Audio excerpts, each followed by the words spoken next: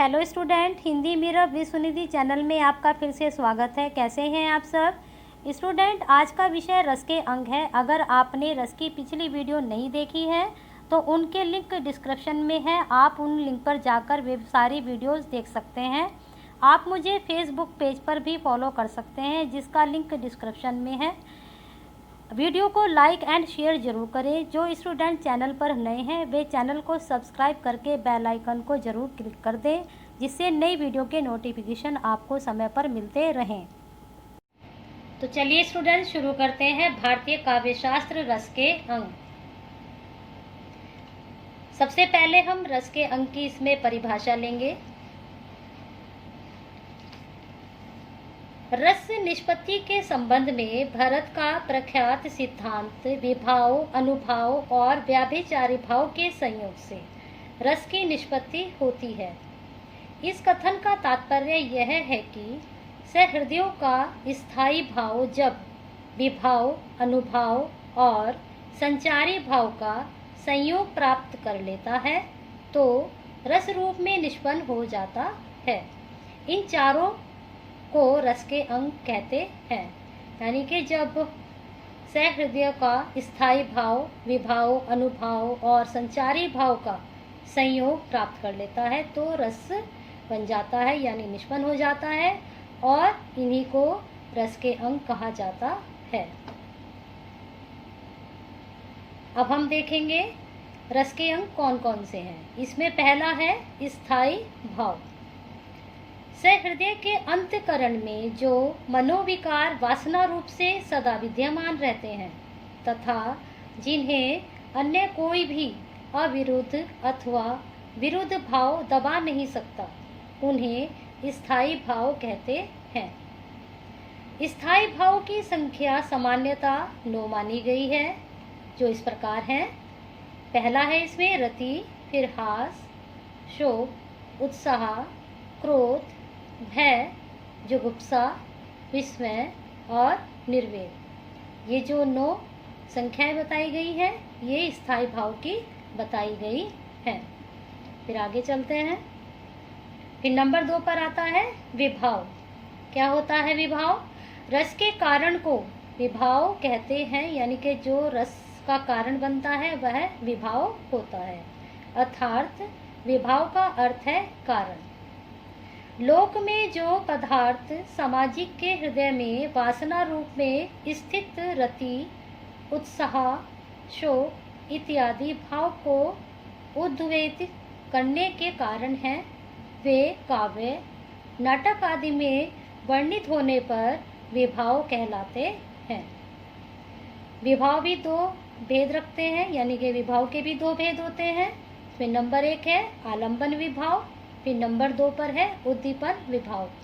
अब इन दोनों भेदों को हम विस्तार से समझेंगे। सबसे पहले लेते हैं आलंबन विभाव। क्या होता है आलंबन विभाव?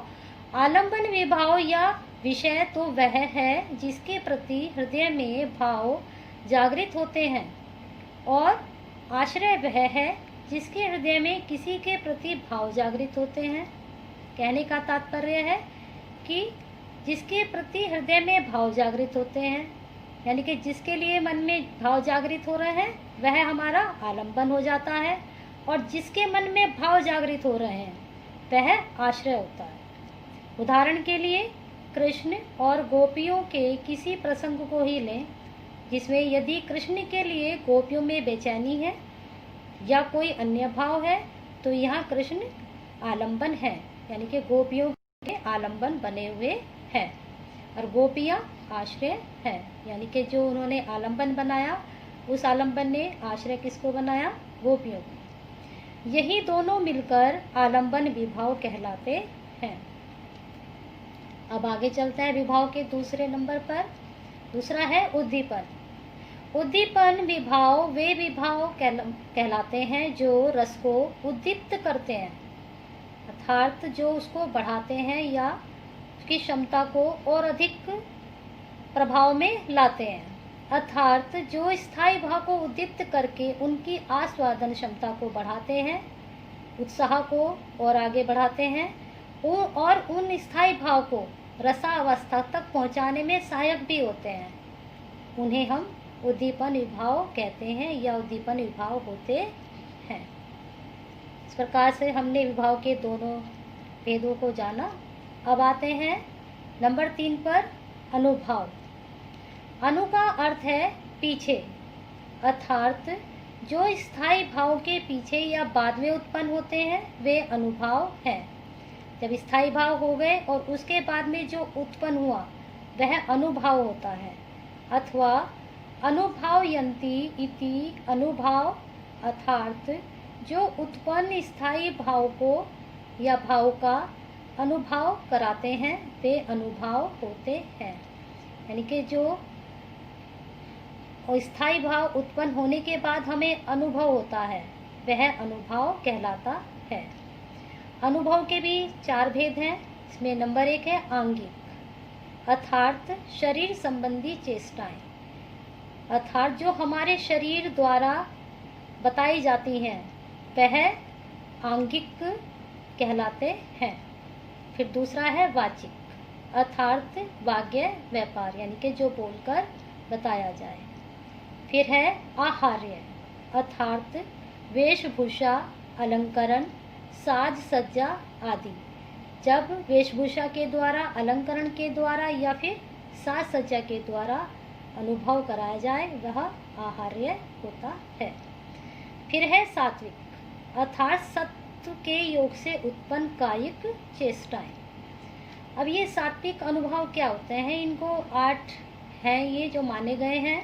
इसमें पहला है स्तंभ, स्वेद, रोमांच, स्वरभंग, बेपथु, वैवर्ण्य, अश्रु और प्रलय। ये सात्विक के 8 भेद माने गए हैं। यानी कि इनके द्वारा अगर ये सब हैं तो सात्विक का पता चलता है।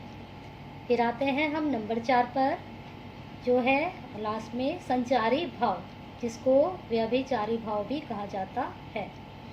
संचारी का अर्थ है साथ साथ चलना और संचरणशील होना। संचारी भाव स्थायी भाव के सहकारी कारण हैं। यही उन्हें रसा अवस्था तक भी ले जाते हैं और स्वयं बीच में ही लुप्त हो जाते हैं। यानी कि जब संचार हो जाता है तब स्थायी भाव से ये रसावस्था तक पहुंचाने के बाद खुद यानी स्वयं बीच में ही लुप्त हो जाते हैं।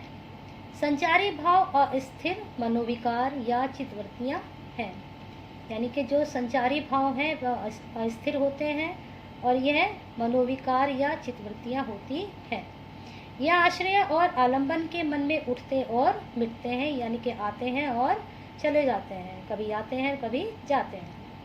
अतः अस्थिर मनोविकार चित्तवृत्तियाँ संचारी भाव कहलाती हैं। इसलिए इनको जब ये आते हैं और जाते हैं, उठते और मिटते हैं, तो इसलिए इनको अस्थिर मनोविकार चित्तवृत्तियाँ संचारी भाव कहा गया है। इनकी संख्या वैसे 33 मानी गई है।